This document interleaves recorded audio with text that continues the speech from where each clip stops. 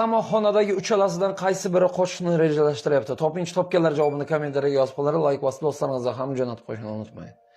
Ha aytgancha topganlarga like bosaman, topolmaganlarni ziyraklik kecharon albatta obunalik meshasini ham bosib qo'yishni unutmang. Aslida bu savolni ko'p yillardan buyon ko'pchilik sizlar hozirgacha noto'g'ri javob berishgan, lekin aniq javob topgan insonning o'zi yo'q. Balkim bugun kelib siz toparsiz, ko'ramiz qanchalik aqlli va dono, bilimdon va ziyrak inson ekanligingizni bilib olamiz. Demak, xayolingizda tinmasdan chariq baliq bo'lib aylangan u yoki bu qochishni rejalashtiryapti deganlar bo'lsa, kommentariyga yozib qo'yinglar. Men esa har bitta yozgan kommentariyasiga o'qib boraman, topganlarga like bosib, topolmaganlarni esa ziyraklikka jaraman. Siz uchun esa 10 sekund atib beraman, video oxirida esa aniq javobni bilib olasiz. Vaqt ketdi.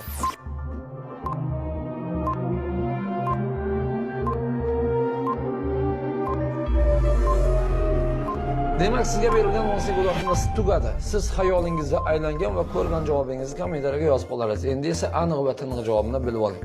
Bu rasmdagi uchalasidan birinchi raqamdagi qochishni rejalashtiryapti. Ya'ni qaysi biri qo'li bog'la turgan, kishalla turgan o'sha faqat xayol qochishda qanday qutulsam bo'ladi, qanday qilib bu yerdan ketsam bo'ladi degan xayol shunda bo'lyapti. Qolganlar esa maza qilyapti. Kayfini surib, ovqat turib, nargiza krossword yechib o'tiribdi, maza qilgan. Demak, birinchi raqam deganlar bo'lsa like bosaman, 2-3 deganlar bo'lsa bahosini 2-3 qo'yaman.